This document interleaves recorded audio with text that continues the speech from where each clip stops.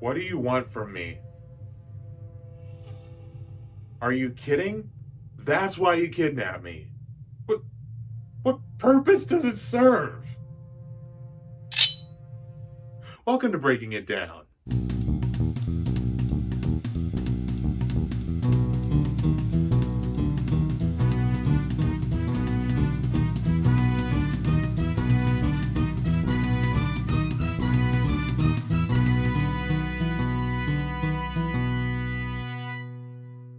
Okay, so imagine a murder mystery game that takes place in a high school. Sounds like a crappy CW-esque story, doesn't it? But it's Japanese, so everyone's an anime character. And everyone also has a personality other than... How do you do, fellow kids? Also, there's a talking stuffed bear that encourages murder. Danganronpa. Danganronpa is quite the experience. It slid onto the scene in 2010 with the first game, Trigger Happy Havoc. This was followed by two sequels released in 2012 and 2017. The franchise received enough positive attention for it to get 2 anime series, several manga series, and a spin-off game. But today, we're going to be talking about the first game, Trigger Happy Havoc. This game introduced many into the insanity that is the world of Danganronpa. And my god, insanity doesn't even begin to cover it. Riddled with plot twists, a colorful cast of characters, a fun art style, and many other things that make this a very unique and interesting game and one of the best stories I've had the pleasure of experiencing in a video game. So what kind of genre does the game fall under? Well, it doesn't really fall under any normal mainstream genres like action, RPG, platformer, 7th layer, I mean online multiplayer. Hey trash Fortnite, take my Reddit gold, kind stranger. What am I supposed to do with this? Fuck if I know. Anyway. This game falls under the category of visual novel.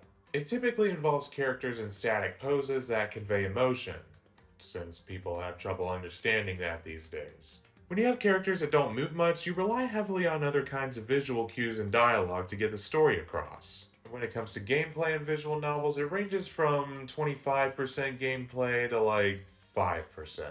Danganronpa falls under the 25% category where there's a lot of pointing and clicking and minigames. Since I mostly review story anyway, I figured that this would be a good game for me to review. Oh, and here's your obligatory spoiler warning, of course. Like, seriously, the story is the main part of the game. So if you're ready, join me in this journey down the rabbit hole and let us begin, shut up, our quest for hope in Danganronpa Trigger Happy Havoc. Hey, can I at least do this in my own room?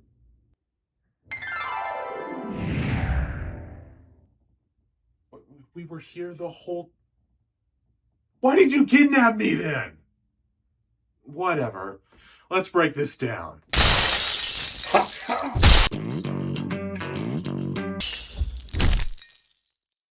Damn it! So the game opens up on...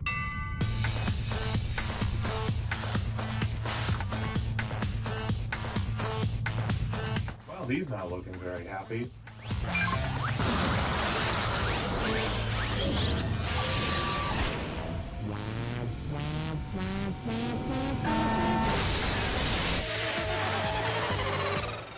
Yeah, I don't think he's got the proper attire on.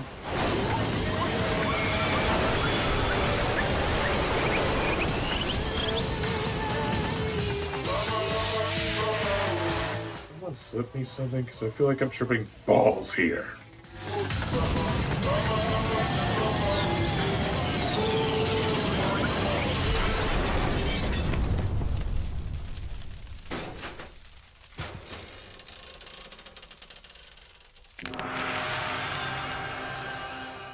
Well, it seems as though he's got some skeletons in his rocket. I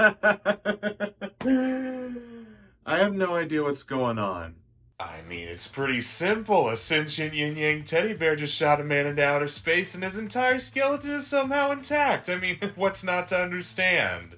After that, we get our title card. What a hell of a way to open a game. We open up on a high school, but not just any high school, mind you. Oh, no. This is Hope's Peak Academy, an elite government-funded school for the privileged. But don't worry, this has nothing to do with race or even being rich. In fact, there are only 3 requirements to get in. 1. You already have to be enrolled in another high school. 2. The school itself has to scout you out. And 3. You have to be an ultimate. meaning that you have to be the very best at what you do. For example, if you're the ultimate chef, then you already have to be one of the best chefs in the entire world by the time you're in high school. Child prodigy shit, I know. The purpose for this school is to teach ultimates, hone in their craft, and send them out into the world spreading hope through their amazing talents. Hence the name Hope's Peak. However, our protagonist is not one of these ultimates. Technically.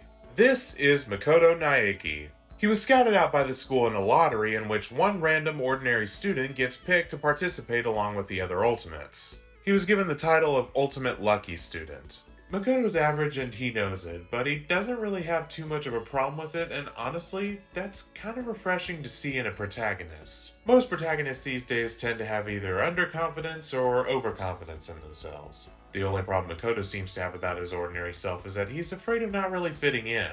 But he doesn't let anything like that stop him. He goes inside full of determination and then...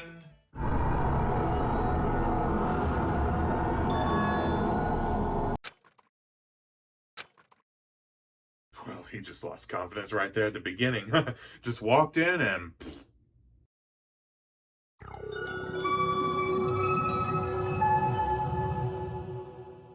Makoto then wakes up in a random classroom and sees an orientation guide that lets him know that the school will be his entire life for the next few years. Also, this classroom has a camera and metal plates where the windows should be. Yeah, no, this doesn't arouse any suspicion whatsoever. Government funding doing their part in educating the next generation.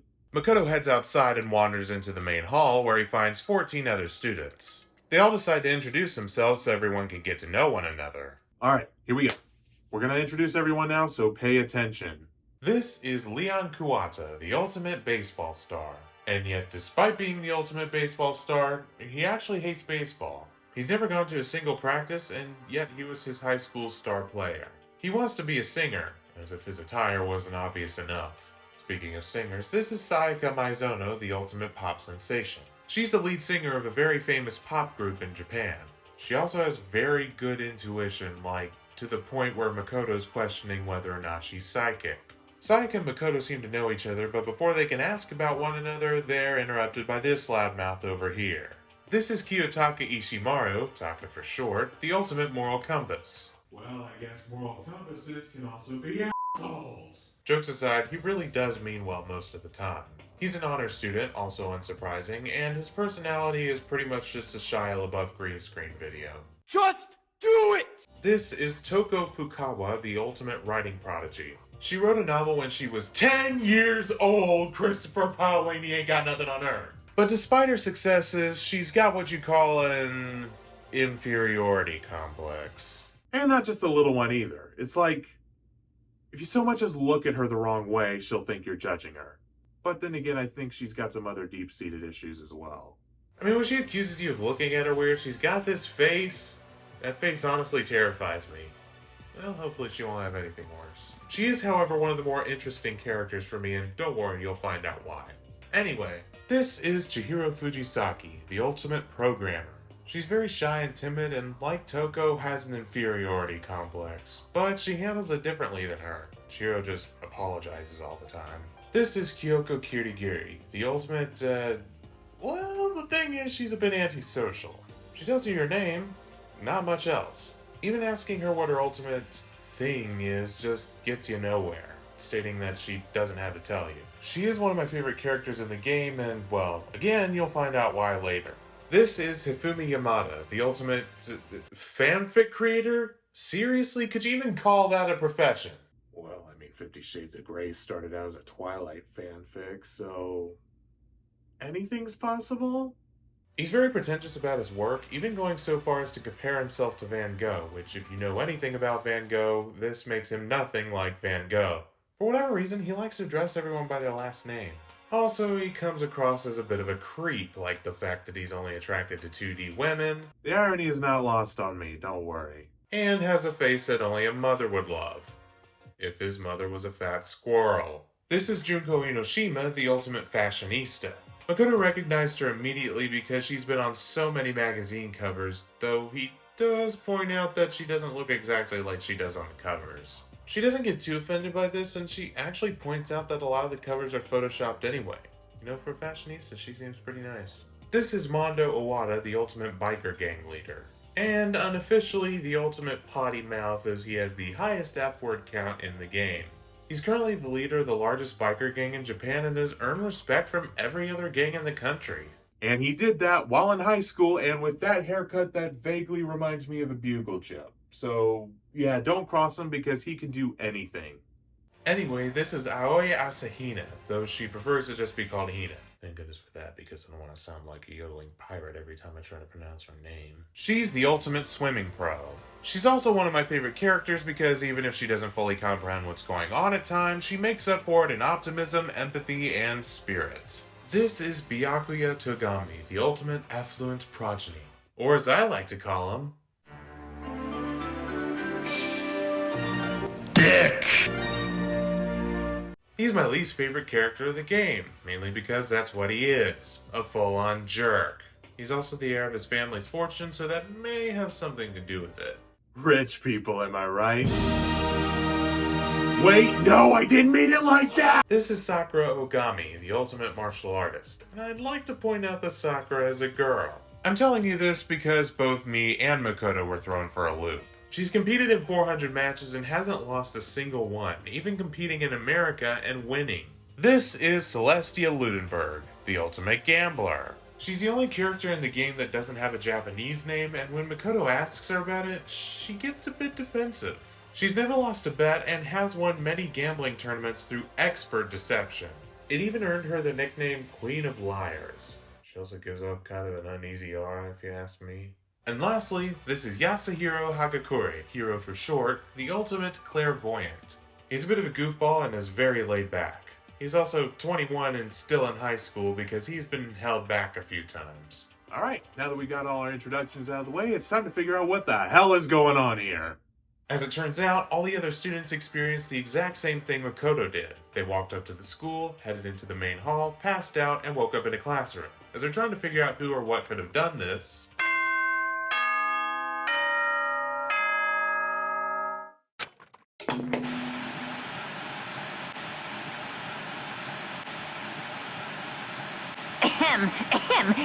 Testing. Mic check 1, 2. This is a test of the school broadcast system. Am I on? Can everyone hear me?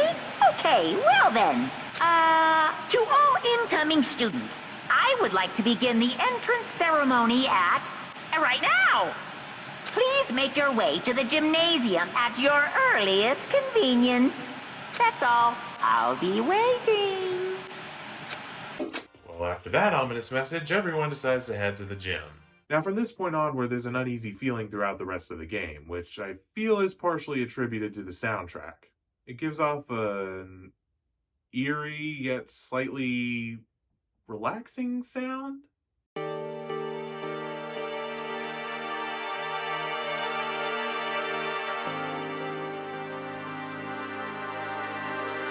music is comforting, yet it feels like something could go wrong at any minute. Or maybe it's the cameras in the main hall with the mounted guns attached to them. You take your pick. As they're about to enter the gym, some of the students take notice that they didn't see anyone else on their way. Almost like there's no one here at all. So on that uneasy note, they head into the gym.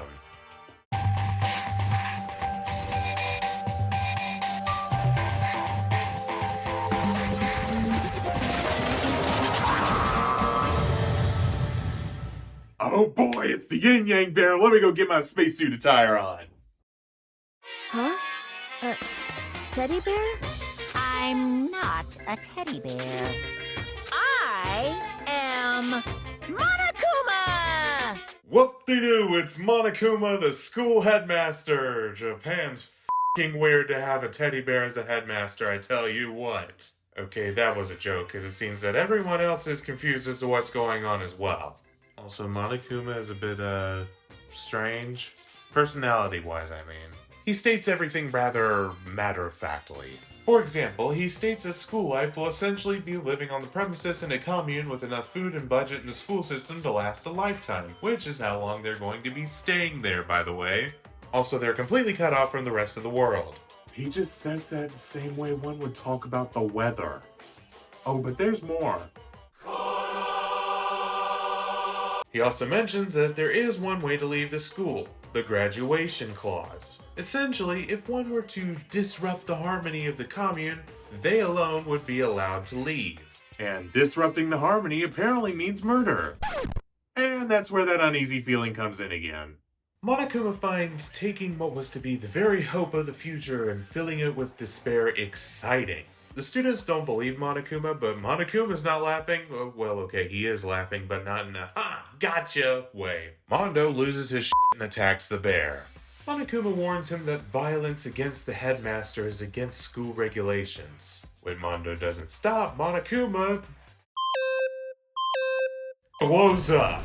Thankfully, Mondo threw him away in time before the bear could do serious damage, but Monokuma's not dead. He lets Mondo off with a warning and informs everyone that there's more of him everywhere in the school. And there's also surveillance cameras so he can see us at all times. I mean, there's not really any reason to fear a sentient teddy bear that's watching every move, right? Monokuma then hands us a student handbook, e-handbook to be exact, and then he wishes us well and takes off. Everyone's left in a state of confusion, but then it becomes more dark. As the weight of what Monokuma said sets in, they're forced to wonder if someone would betray them, and who. As they're left pondering these thoughts, we end our prologue. And you thought your first day in high school was bad.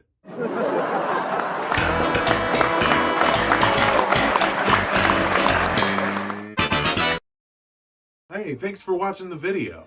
Don't worry, this story is far from over. I was only planning this on being like 2 or 3 videos, but then I just realized how many important details there were in this story, so yeah, there's gonna be 7. Hell, we haven't even gotten to the actual murder mystery part of the murder mystery game, and I'm already stopping here. So be sure to like and comment because it actually boosts the video's chances in the YouTube algorithm. Videos will be released weekly, so hopefully I can see you there for part 2. Peace.